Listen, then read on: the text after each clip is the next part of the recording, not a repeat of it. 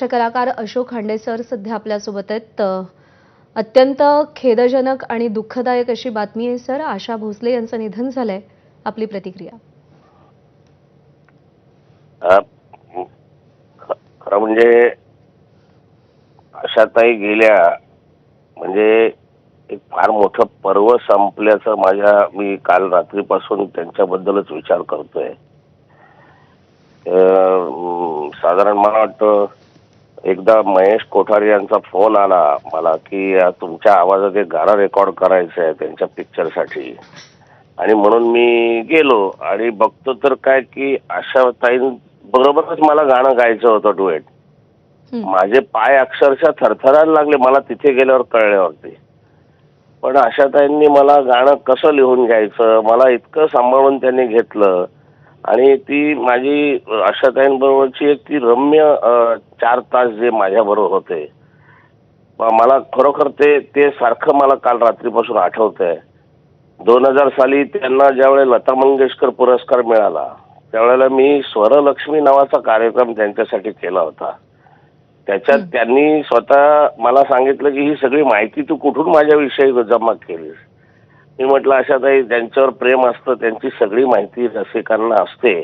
मी एक रसिक म्हणून लहानपणापासून तुमचा मी फॅन आहे. फॅन म्हणजे किती फॅन की म्हणजे त्या बडे मियाँ तो बडे मियाँ छोटे मियाँ सुभान अल्लाह.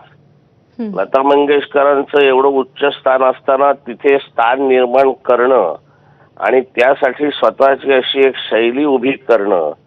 ते मराठी गाणं ज्यावेळी गातात त्यावेळी किती तद्रूप होऊन गातात, आणि ज्या वेळेला हिंदी गाणी गातात त्यावेळी किती तद्रूप होऊन गातात. अनेक भाषात त्या गायल्या आहेत, तो भाग वेगळा. पण चित्रपट संगीताला पार्श्वगायनाला पूरक असं त्यांच्या त्यांच्या गायकीमध्ये फक्त स्वर आणि ताल नव्हता, तर ते एक नाट्य होतं जे मला असं वाटतं की चित्रपट संगीताला त्याचा खूप फायदा झाला. त्यांना माझे आंबे खूप आवडायचे. आंबे त्या खरं म्हणजे मला आता आठवतंय की 24 एप्रिल म्हणजे मास्टर दीनानाथांच्या स्मरण दिनाच्या आधी ते आंबे खायचे नाहीत. म्हणजे कुठचंच मंगेशकर कुटुंब आंबे खायचं नाही. 24 एप्रिल झाल्यावरती तोपर्यंत खायचं नाही, त्याच्यानंतर खायचं. आणि त्यांना आता त्यांना त्यांचं 90 निमित्त एक पुस्तक प्रकाशित झालं डिंपल प्रकाशनतर्फे. त्याच्यामध्ये सुद्धा मी एक लेख लिहिलाय. त्याच्यामध्ये ज्या वेळेला आशाताईंचा आणि माझा संपर्क आला त्या वेळेला म्हणजे आमचा माणिक मोती कार्यक्रम बघायला त्या आल्या होत्या, आणि त्यावेळी त्या म्हणाल्या होत्या की मला कार्यक्रम संपल्यावर म्हणाल्या म्हणजे तुम्ही फक्त गेलेल्या माणसांवर कार्यक्रम करता का. तर मी म्हटलं नाही, असं काही नाही, कोणावर करायचं आहे, माझ्यावर कार्यक्रम करा. ते राहून गेलंय थोडस, त्याचं आता त्याचं स्मरण होत आहे.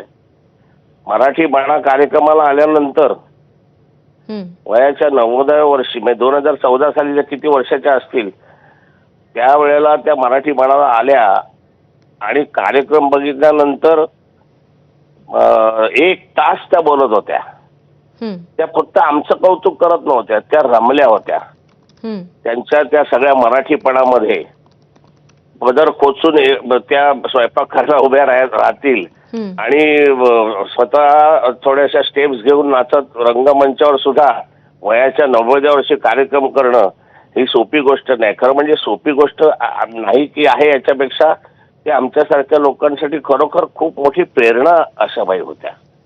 आशाबाईंनी बऱ्याच वेळेला मी गायकांनी कशावर कॉन्सन्ट्रेट केलं पाहिजे, स्टुडिओत जायच्या आधी माझी काय अवस्था असायची आणि स्टुडिओत मी पोचल्यानंतर काय व्हायचं, अशा सांस्कारिक काही गोष्टी सुद्धा मला सांगितल्या. त्यांची माझी चांगली मैत्री होती असं म्हणायला हरकत नाही. मला म्हणजे आता त्यांचं कौतुक करेपर्यंत ते अचानक जाण्याचं हे आलेलं आहे की आम्ही आता कौतुक करतो की या वयात देखील बघा आशाताई कशा हे आहेत, ऍक्टिव्ह आहेत, अमकं तमकं.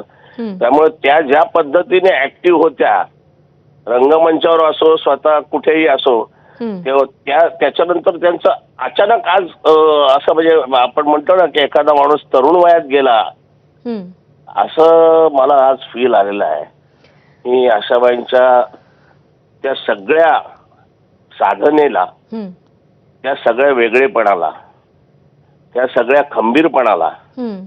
आणि त्या सगळ्या परिस्थितीवर मात